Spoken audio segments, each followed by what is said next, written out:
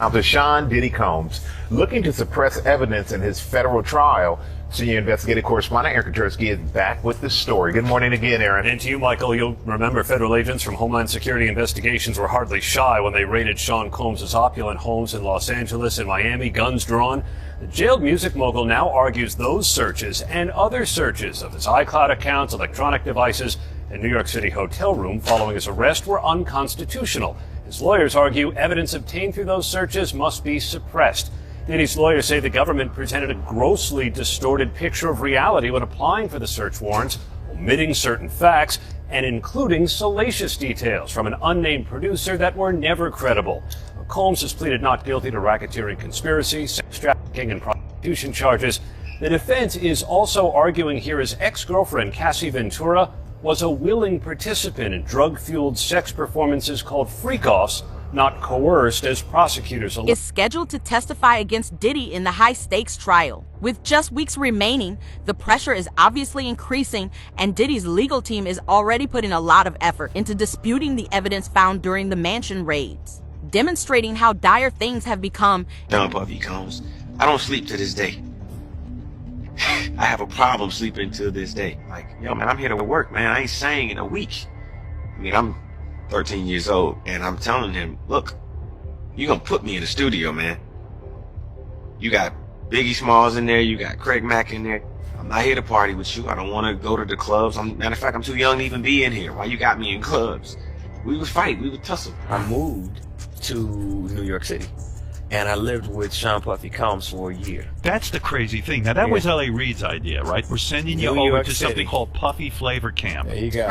To learn Flavor some... Camp? Yeah, Flavor that's what Camp. it was called. And you're going to go to Puff Daddy's. He's going In the 90s, do you understand what that's like? Puffy's place was like just filled with chicks and orgying like nonstop, right? No, not really. I Come mean, on. but hey, it was curious. I got a chance to see some things. Yeah, but you were 13. What were you I seeing? went there to see the lifestyle. Right. And I saw it. And it was, but I don't know if I could indulge and understand what I was even looking at. It was pretty wild. It was, So it was nobody crazy. tried to, some woman didn't come along. I ain't say that. Okay. I didn't But say you that. What I did say is that there were very curious things taking place, Uh-huh. and I didn't necessarily understand it. Uh-huh. Biggie Smalls was there. Biggie Smalls was there, Lil' Kim, Craig Mack. All these people are hanging around. Yeah, man, Faith Evans, And your Jodeci, parents were Mary okay? J. Blige. They ain't know nothing about this shit. Oh. I was having a good time, you know what I mean? Does he have you doing any chores? Are you doing dishes at all? I mean, to keep you humble somewhat? Or are you just like, could you stay up till 4 in the morning with them and party? I mean, I could. I actually stayed up longer than them. And what do you have money? What's going on? I mean, I had like per diem. Yeah. I had like, What like a a living. life. Yeah, it's pretty crazy. 14 years old. You're a dad now. Would you ever send your kid to Puffy Camp? Hell no. Usher and Diddy have a lengthy history with over 30 years of alleged friendship. When his mother sent him to live with Diddy as a teenager, she hoped he would help launch his career. However, Usher now says he was thrown into a world for which he was unprepared and exposed to situations that he was unable to comprehend at such a young age. He is now talking about his experiences and revealing the lasting effects they had on him. Well, some documents have leaked about Usher. They were obtained by Radar Online, and apparently back in 2009 or 2010, he had contracted herpes and passed it on to a celebrity stylist having unprotected sex with her. He had to pay $1.1 million to that woman for severe emotional distress, and he also covered her medical bills. That case was settled back in 2012. Now, allegedly, there was a greenish discharge from his penis. Whoa, that's a booger. It's not a Your booger. penis boogers? I didn't But know he said he went to the doctor. He was cleared of any STDs, so the woman went on and continued. Now, if I notice a greenish discharge oozing out of exactly. his penis, Say Nickelodeon. I don't know that I would That ain't continue. slime. What you gonna say, I know Charmaine? all these kids playing with slime nowadays, but no. I don't care who you are, Nothing- okay? Nothing green supposed to be coming out your penis. Nah, not at all. That's not how this works. Nope. Yellow comes out my penis and white. Usher has spoken about the challenges he had navigating this atmosphere, and a disturbing photo from one of his notorious parties has emerged, showing him in a chaotic setting. The issue now is if the lifestyle he was exposed to affected his well-being. We made love. Who you made love with? Diddy, Bow Wow, Busta Rhymes. You just told me you see Busta in the airport too. That one from China, I got he didn't know you. You smashed Drake? No, I never smashed. Oh, you made love to Drake. and Cat Williams.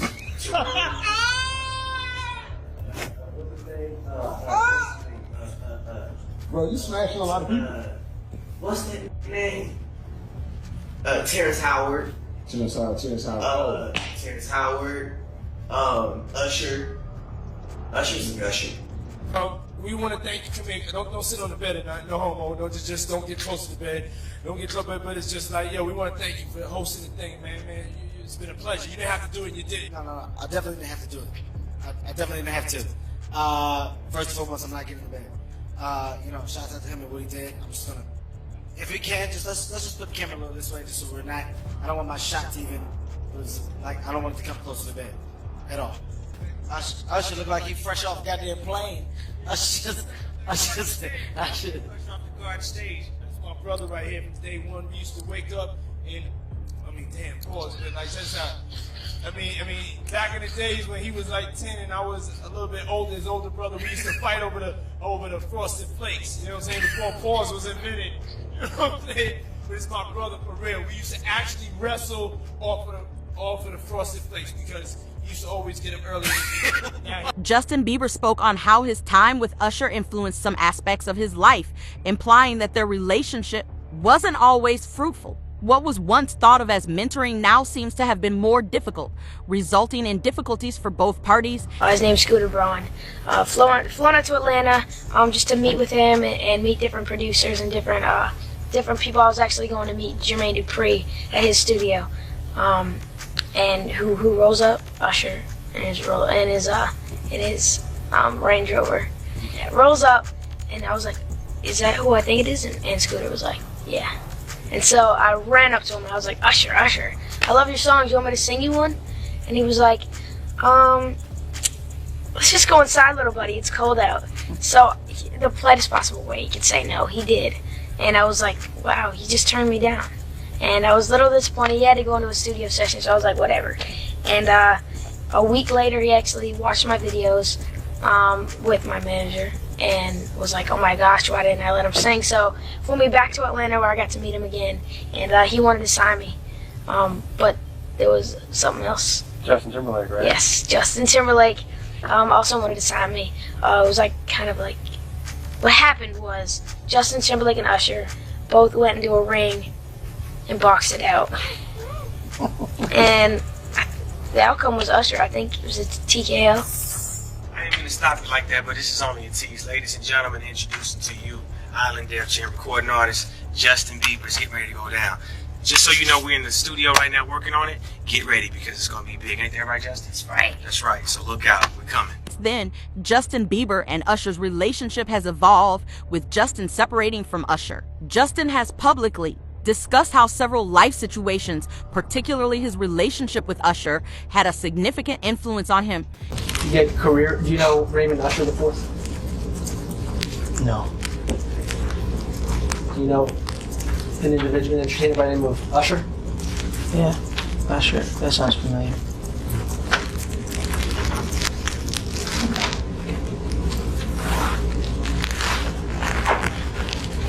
Isn't it true that Usher was instrumental in starting your career? What does that have to do with this litigation, Mr. DeKalb? This is just you trying to harass the client. Before we came back here, you'd asked me. She's going to let her read back the question. Thank you for your memory. Is it true that Usher was very instrumental in starting your career? That was the next question. I was found on YouTube. I think that I was detrimental. Are rumors regarding why Justin hasn't spoken out about some of the recent events, particularly in regards to his previous career and personal life, and the friendship between Usher and Justin has sparked doubts, especially concerning the help Usher might have provided at a pivotal moment. Met Justin Bieber. This kid comes up to you. He's not Justin Bieber yet. He's just some kid. And he says, I want to sing for you. It was at the studio of Jermaine Dupri's. I said, why don't you set up a meeting between me and your manager? I'd love to meet with you and do this in a formal setting. I'm late for an appointment with Jermaine Dupri. Right. And I don't want to keep him waiting. Let's just do this the right way. And then you have him come to audition for you, right? Actually, a few people. my wife at the time. Right. It also was Perry Reed, L.A. Reid's first wife. So you were all sitting in a room somewhere? We were in a room. Yeah. And I showed her the video. And Perry says, "Are you crazy? You better get down there and meet this kid right now. He's amazing." When all these pics come out and all this stuff with Bieber's big penis, are you the mastermind behind that? Say, listen, show off your big penis and people will come to those concerts. Or are you sitting there? Is that the kind of energy he's doing? Usher, are you sitting down with him and say, yeah, show you, or leave it in your pants? I mean, do you sit him down and say, look, part of this is PR, Hey, man. by the way, he does have a brain of his own. Yeah, but were you shocked at the size of his penis? Hey, listen, he has a mind of his own. What he chose to do with his penis is his prerogative. He's managing that aspect of his life. But Usher is somebody... I have nothing to do with Justin Bieber's. The fact that Justin Bieber has become further distant from Usher and Diddy, even declining significant chances like singing with them at the 2023 Super Bowl, says a lot about their relationship right now. Show you this montage. This is a montage that was shared by Evie Magazine. They do great work on their TikTok of Justin Bieber, again, just 15 years old, in Hollywood, surrounded by a bunch of adults. And you let me know if any of this registers to you as normal. Take a listen.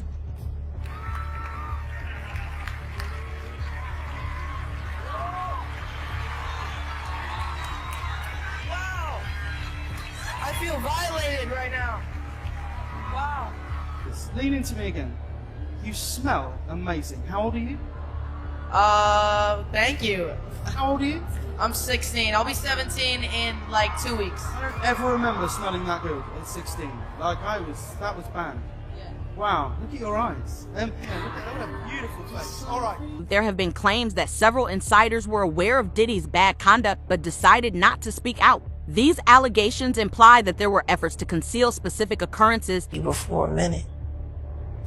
And his management was backing him off. But it wasn't until Usher took over management and had guardianship and gave temporary guardianship to the diddler for 48 hours. Think about that. He had already been to the hospital. That situation that Gene was talking about. And you still took Bieber there. But you got custody of him first. Diddy had already tried. They wouldn't let him. Actually, someone made reference to the fact that Diddy trying to get at Bieber the way he was trying to get at Bieber was looking a little predatory. And then Usher came in and discovered it and managed him and got custody of him and promised to look after him. And then he sent him to the diddler. Does that sound like a good guy? Sure. Does that sound like a good guy? Now that we know what Diddy's really like. They're not seeing what the intentions was in his heart when he took Justin Bieber there. Oh. Let's be honest. He took Justin Bieber there. His legal team is having difficulties as evidence against Diddy keeps coming to light. The fact that one of New York's leading attorneys recently submitted a resignation letter noting a widening divide shows how serious the damage has become. Justin Bieber, is continuing the purge. He has now moved to unfollow Usher, okay, his original mentor. So this is a very big story. And the reason why we should discuss this and we should not diminish what is happening, it's not celebrity drama. This is actually the fall of Babylon that we are witnessing, Hollywood Babylon, that is. Something happened in the background and people started noticing some things last year. In 2024, you guys will remember that Usher was tapped to perform at the Super Bowl. And people therefore assumed, because usually when you are tapped to perform the Super Bowl, you bring in all your hits, you call up all your homies, there's all of these guest surprises of people jumping on stage, and it's a trip down memory lane. So everyone was really hyped and assuming that Justin Bieber would be on the stage with him, especially because Justin Bieber went to this Super Bowl. So the signs were there. But then news began breaking that actually no, Justin Bieber had snubbed him, that he had turned down Usher. People were wondering if this was true or just, usual rumor mill in the media. But then Usher confirmed it on The Breakfast Club. Kind of seemed like he was trying to make it seem like it wasn't a big deal, that here I am the mentor and he turned me down. Here is what Usher said explaining that on The Breakfast Club. It might have been the fact that he was just, wanting to tell a different story right now, and I understand that. But we did have a brief conversation, and you know, we're gonna do something else in the future. But there's no love lost or anything like that. I think that it's a lot of pressure for the Super Bowl, obviously, for me to put together a show. So I reached out to everybody. Justin wasn't the only person that I actually spoke to about doing the Super Bowl. But the moment was maybe for later. But Usher says we shouldn't count Justin out as a future halftime headliner. He's going to play the Super Bowl. I'll go ahead and give you that in the future. I profess that over his life and over his time, because he has a career that deserves it. But it just didn't happen, but that doesn't mean it's not. What is the reason for the strain that Diddy is under as leading lawyers withdraw from the case? Some speculate that it may have something to do with the evidence that Diddy is attempting to hide. It seems that things are getting worse very fast, and Diddy's legal defense is starting to fall apart. You gonna give him a pass, bruh? You know I know. Let me reframe you on something. Remember Usher? We was at the Swiss Hotel. Puff had Kim in the room.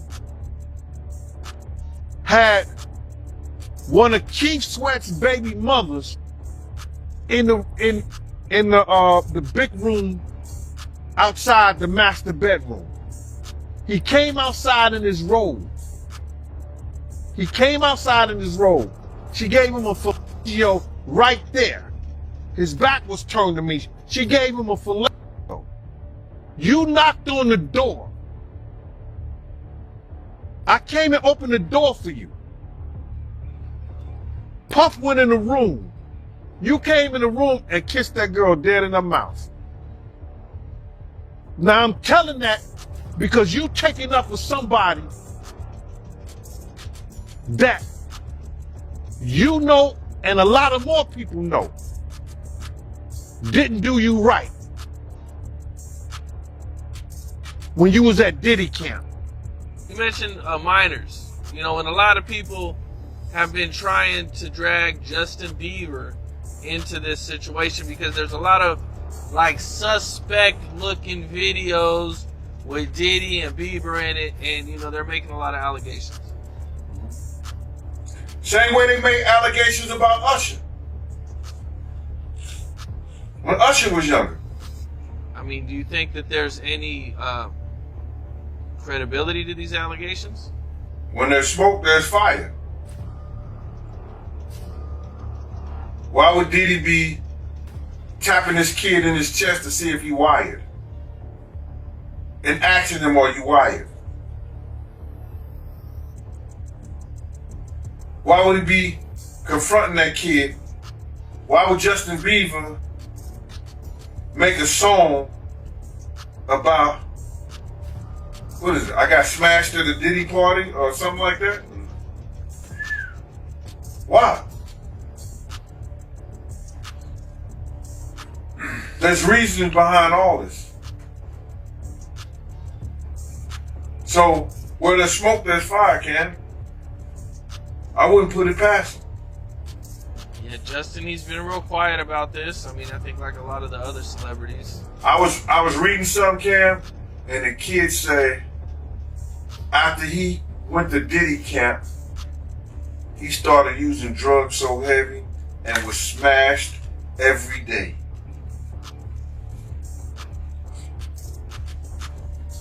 What would cause a kid who wanted to be an artist in the music business all of a sudden to start getting high and drinking and drugging,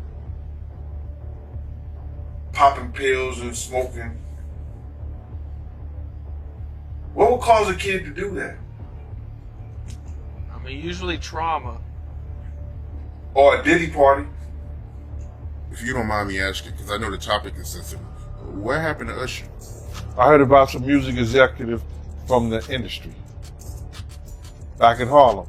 You know, I heard it from some music executives back in Harlem. And I'm not going to speak on their name. They doing programs and everything like that, and they may be doing something, they may speak on it themselves. But I heard it from some music executives. Where did you hear it? Bro, you know how people be talking and we was around some people, something like that, and then some people might say, yo, I don't F with that dude. And at the time, I didn't know who the F Usher was. You know what I'm saying? It was one of those type of situations. And one probably say, yo, man, I don't F with them niggas. I'm getting out that industry and everything like that. You know, Puff sent this little kid to the hospital. How he sent him to the hospital? Man, Nick was bleeding from the butt. And that's what was said. But I didn't even have a name for the kid at the time. Then you heard, and that's what... His popularity, Dylan's. Lawyers have been attempting to get some of the accusations dropped on the basis that they are motivated by racial prejudice. However, this argument is unlikely to succeed, particularly given the different origins of his claimed victims. It seems that there is more to the situation than these assertions. Difficult circumstance. He's making the best of the situation. A situation one of Diddy's attorneys won't be part of moving forward. Anthony Rico announcing in court docs, under no circumstances can he continue defending the embattled rapper. This is a serious proceeding with serious consequences, and all of us are addressing it accordingly. In a motion filed on Thursday, Rico stopped short of revealing why he's stepping down from Diddy's legal team, just months ahead of the music mogul's scheduled trial date in May for sex trafficking and racketeering charges, all of which Diddy's denied. You know, Dr. King called it the law of unintended consequences. So sometimes the more you push a person down, the stronger they get. That's Rico speaking up late last year for his now former client. ET's learned the attorney's exit will not affect Diddy's other attorneys, nor their defense strategy. I told Mr. Combs I'm going to try and get his case to trial as quickly as possible. He has been ready to defend this case since he first found out about this case. Nothing has changed from his perspective. You're going to hear about my party. They're going to be shutting them down. They're going to probably be arresting me. After Diddy was arrested, Rico said he provided a high level of legal representation, but now, for reasons unknown, he can under no circumstances effectively serve in the upcoming trial. Nobody's okay with staying in jail for now. And high-profile death penalty attorney Anthony Rico. Now, while the pair joined around the same time, Anthony in a court filing on Friday said he's leaving the case. In the filing, Anthony Rico said, quote, "For the reasons set forth below, this motion for withdrawals is filed so that Sean Combs may move forward with his defense and to commence jury selection and trial without any delay. As a result of discussion with lead counsel Mark Agnifilo, this motion for withdrawal of counsel is filed. While I am aware that the local rule requires an application for withdrawal of counsel is supported and granted, there are sufficient reasons related to protections afforded by the attorney-client privilege for brevity in my application for withdrawal as counsel in this case. Although I have provided Sean Combs with the high level of legal representation expected by the court, under no circumstances can I continue to effectively serve as counsel for Sean Combs," end quote. Now, essentially in legalese, I quit, but I can't go into details because of attorney-client privilege. According to the filing, though, the defense shakeup won't delay the case. Diddy will continue with 5 attorneys. That's Mark Agnifilo, Tinny Garagos, Alexandra Shapiro, Jason A. Driscoll, and Anna Esteval. Now, a judge still has to sign off on the motion, but with the government taking no position on it and the fact Anthony Rico spoke with Mark Agnifilo about it before filing the motion, a judge will... Hollywood has long kept its darker troops under wraps, but now that the truth is starting to come to light, the real question is, will Diddy deal with the fallout from his actions, or will he avoid them again? What do you think Usher's testimony will mean for Diddy's future? Why do you think Justin has remained silent? Please share your thoughts in the comments section below. Don't forget to like, subscribe, and turn on notifications to stay updated. Thank you for watching, and I'll see you in the next one. Legal support is beginning to crumble. Grubman, Shire, Salas, and Sachs has dropped Combs as a client. Now, this is the firm of Alan Grubman, who is a very prominent entertainment lawyer that represents some very big names. The Weeknd, Madonna, Chris Brown, Paul Simon, Usher, Bruce Springsteen. In fact, by the way, Alan Grubman was inducted into the Rock and Roll Hall of Fame. He actually helped found that back in the 1980s. So, gives you an idea about how big of a powerhouse this firm is. Now let's go back to Sean Combs. So the rumor circulating is that this firm did this because singer and actress Lady Gaga had threatened to leave the firm unless they parted ways with Combs. This is according to reporting by News Nation. And it's a big deal because the rapper and producer had apparently been with Grubman's firm for over 20 years. He was friends with Alan Grubman by all accounts.